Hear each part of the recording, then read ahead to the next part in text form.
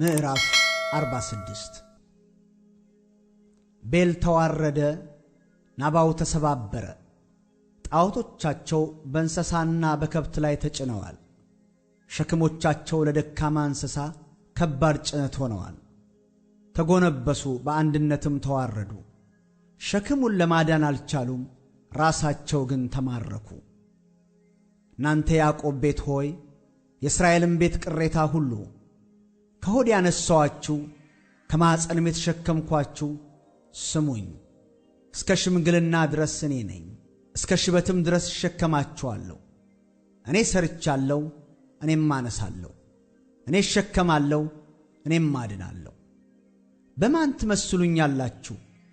ከማንስ ጋር ታስተካክሉኛላችሁ? እንመሳሰልስ ዘንድ ከማን ጋር ታስተያዩኛላችሁ? ወርቁን ከኮረጆ የሚያፈሱ ብሩንም በሚዛን የሚመዝኑ እነርሱ አንጥረኛውን ይቀጥራሉ፣ እርሱም አምላክ አድርጎ ይሠራዋል። ለዚያም ይጎነበሱለታል፣ ይሰግዱለትማል።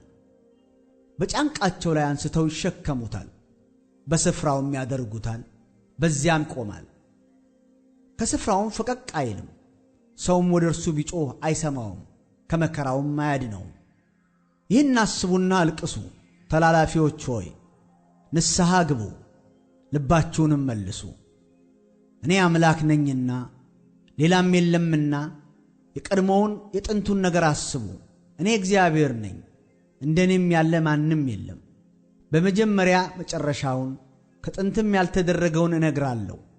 ምክሬ ትጸናለች፣ ፈቃዴንም ሁሉ ፈጽማለሁ እላለሁ።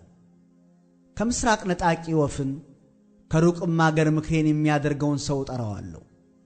ተናግሬአለሁ፣ እፈጽምማለሁ፣ አስቤአለሁ፣ አደርግማለሁ። እናንተ ከጽድቅ የራካችሁ እልከኞች ስሙኝ። ጽድቄን አቀርባለሁ፣ አይርቅም፣ መድኃኒቴም አይዘገይም። ከጽዮን ለክብር እንዲሆን መድኃኒትን ለእስራኤል ሰጥቻለሁ።